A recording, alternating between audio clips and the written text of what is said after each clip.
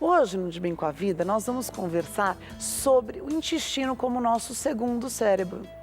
Pois é, você nem dá importância para o teu intestino, mas dali nascem muitas funções, dali nascem muitas coisas que vão alimentar todo o teu corpo. E 90% da serotonina, substância responsável pela nossa sensação de bem-estar, e sem ela é impossível ser feliz, ela é produzida exatamente aí, no seu intestino, que cuidam também do sistema gastrointestinal, melhorando a sua qualidade de vida. E hoje o Dr. Fábio, que é biomédico, vai falar um pouquinho da importância do intestino no nosso funcionamento.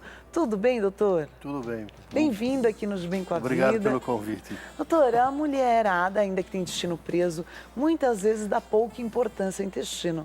Ele é mesmo um segundo cérebro? Não é a mulherada, nós, como um todo, damos pouca importância ao nosso intestino. Em geral? Ninguém dá atenção? Porque você não vê numa roda de amigos e de pessoas alguém conversando sobre intestino. O meu cabelo, as minhas joias, o meu rim, a minha pele. Mas também ia ser um pouco... Como é que eu vou conversar de intestino, né? Barulhos e odores não são simpáticos. Né?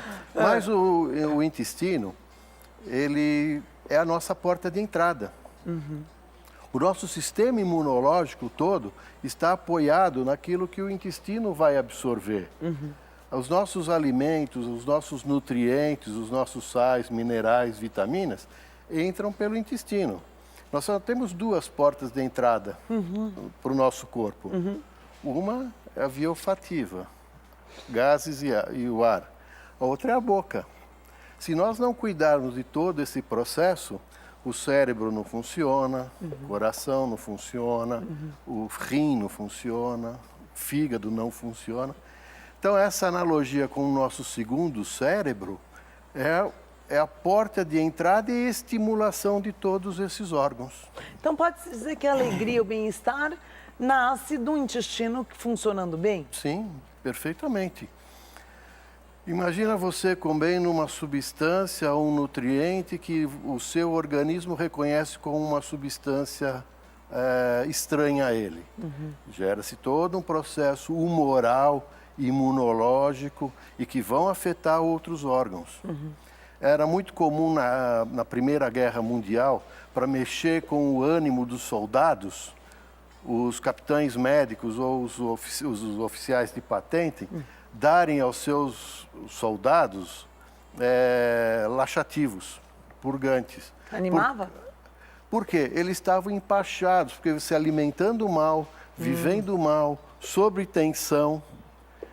E no nosso dia a dia, se nós formos observar o nosso comportamento, ele está muito ligado com aquilo que nós ingerimos. Claro, e até essa expressão, eu descobri aqui nos Bem com a Vida também, que enfesado, vem disso, a pessoa está enfesada, exatamente por causa das fezes, né? Que a pessoa estando acumulada de fezes, isso vai interferir até no humor dela, né? Então, quando você está acumulada de fezes, o que você tem? É a mesma coisa que o trânsito parado no meio da cidade. Eu estou congestionado. Então, tudo aquilo que eu tenho que absorver e tudo aquilo que eu tenho que eliminar está parado, está misturado. Com isso, vem as fermentações. O que são as fermentações? São processos que vão produzir gases. Então, eu fico com prisão de ventre, excesso de gases e destruo uma flora bacteriana importante no nosso intestino, para a nossa vida. O que fazer para alimentar essa flora, doutor? Variedade e nós temos eu sempre digo, nós temos dois padrões, quantidade e frequência. Então, nosso intestino foi construído, foi desenvolvido para comermos proteínas de cadeias longas, ou seja, proteínas animais, vegetais, fibras, embora nós não sejamos adaptados para digerir fibras, mas ela tem uma importância muito grande na motilidade intestinal. E tubérculos, que são os carboidratos. Os cereais entram na nossa vida, na nossa alimentação, na história da nossa alimentação, a questão de 15 mil anos atrás, com a produção de trigo pelos egípcios. Mas os cereais, de modo geral, eles são muito agressivos ao nosso intestino. Nós reconhecemos eles como proteínas estranhas, embora eles tenham valor calórico, tenham fibras, tenham algumas proteínas muito importantes, aminoácidos, que nós precisamos deles. Mas eles também causam um processo inflamatório de agressão ao intestino e ativam o nosso sistema imunológico. Se ele causa esse processo inflamatório, ele muda o meio ambiente. Se ele muda o meio ambiente, ele muda a composição bacteriana. E as bactérias que são maléficas, que estão dentro do nosso intestino, mas são controladas pelas bactérias boas, vamos chamar assim, elas trabalham sobre falta de oxigênio. Então, se eu tenho fermentações, eu tenho produção de gases, de CO2, e é o que a bactéria maléfica quer. Então, se a pessoa está com muito gases, ela está cheia de bactéria maléfica, trabalhando mais do que as bactérias boas. O processo fermentativo está ao contrário. Está ao contrário. Tá ao contrário. E aí, probióticos, remédios ajudam ou não? Ajudam e muito. Mas o probiótico, não adianta você tomar o lactobacilo ou probiótico tendo o seu processo inflamatório instalado. Porque o pH é o índice de acidez que nós vamos encontrar no nosso estômago, ou no nosso intestino. Ele vai estar alterado. Então, esse lactobacilo já chega morto. O que fazer para equilibrar esse pH? Então, dieta variada. Tá. Verduras cruas, fibras. Então, o pessoal da área de panificação costuma dizer para mim assim, você não gosta desses pães multigrãos, né? Não é que eu não gosto, ele tem um padrão proteico e nutricional muito bom. Mas para efeito imunológico, muito ruim, porque nós estamos dando vários grãos ao mesmo tempo e causando esse processo inflamatório. Então, frequência, quantidade e variedade, rotacionária. Um dia eu como um pão de centeio, outro dia eu como um pão de trigo, outro dia eu como um pão de aveia e vou por aí. Alternando. E os fermentos que estão contidos nas massas ajudam a quê? A essa bactéria do mal a se desenvolver. Alimenta elas ainda. Agora, por que as mulheres têm mais prisão de ventre do que os homens? Existem hábitos e costumes, por exemplo. Nós homens somos mais despachados, né? A gente se sentiu meio incomodado, a gente procura o sanitário, a toalete. Se resolve. E vamos se resolver. Se bem que tem homens também muito complicados nisso. A mulher não. A mulher precisa fazer toda a higiene dela, a toalete dela, internamente num lugar confortável e de preferência em casa. Então ela segura um pouco mais o trânsito intestinal. E esse segurar significa congestionar, parar. Além disso, a mulher tem um ciclo hormonal muito diferente do homem. Então esse ciclo hormonal ajuda também a reter determinadas substâncias. Então você vê que a constituição física da mulher é muito diferente da do homem, ou do animal macho e o animal fêmea. Então, a dieta está intimamente ligada ao nosso humor, à nossa satisfação, à nossa alegria, às nossas tristezas. Tá? Não adianta eu me alimentar muito bem, mas de uma composição e de uma sequência de alimentos muito ruim. O que fazer, então, para prevenir o câncer no intestino e fazer esse intestino funcionar bem? Fibra. Fibra? Verde. Quais fibras? Verde. Coma colorido. Brócolis, mais o que? Cita? Alface, rúcula, cenoura, beterraba, agrião. Iogurte ajuda? Ajuda, porque o iogurte, no seu processo de fermentação, ele ajuda todas essas bactérias a se desenvolverem. O lactobacilo vem de onde? Tá. Do leite. Do leite. Embora o leite seja um alimento bastante agressivo para o nosso intestino, né? Lembramos que somos o único animal, depois de adulto, que continua tomando leite. Tem muitas E controvérsias. mais agravante ainda, de uma espécie que não é nossa.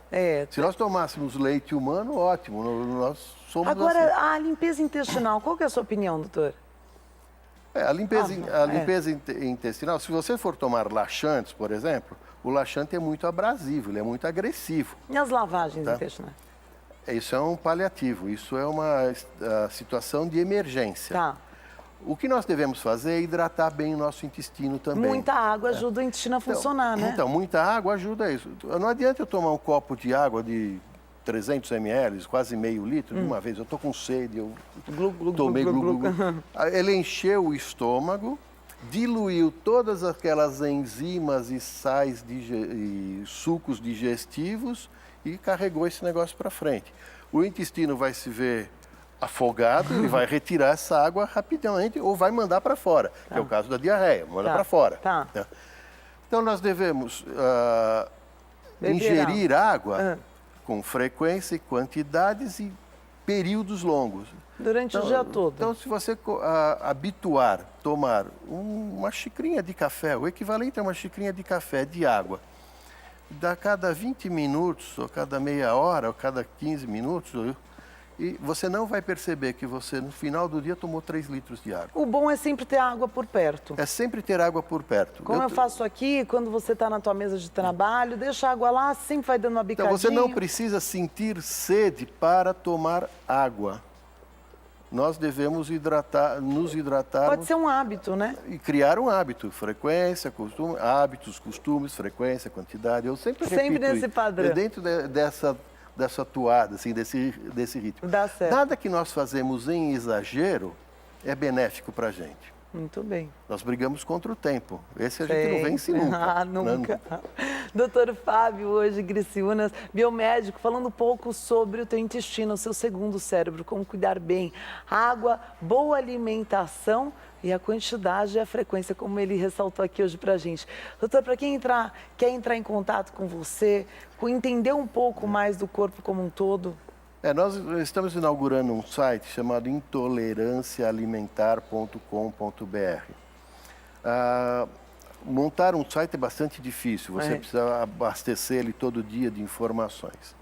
Mas ele está sendo construído e ele será construído por nós, pelas pessoas que perguntam, por eu que respondo. Quando eu não sei a resposta, eu vou procurar especialistas e parceiros nesse sentido, né? Pode ter todas as informações. E aí tem uma área de contato, as pessoas perguntam, eu respondo, ou através do meu telefone. E se eu não souber responder, eu vou encaminhar para alguém que saiba. Para algum especialista, que você confia. Que saiba, que trabalha junto com a gente, que nós falamos toda vez, é importante. Eu recebo ligações assim, várias. Doutor, eu tenho um processo de enxaqueca assim, assim, assim.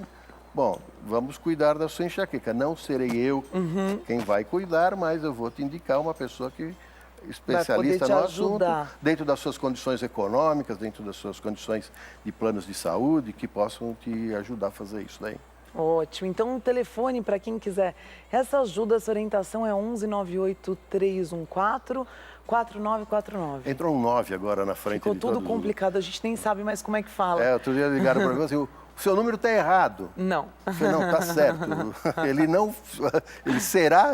Ele vai ser assim. Muito bem, doutor. Obrigado pela presença aqui no De Bem com a Vida. Obrigado, fico à disposição de vocês aí. Obrigado a todos.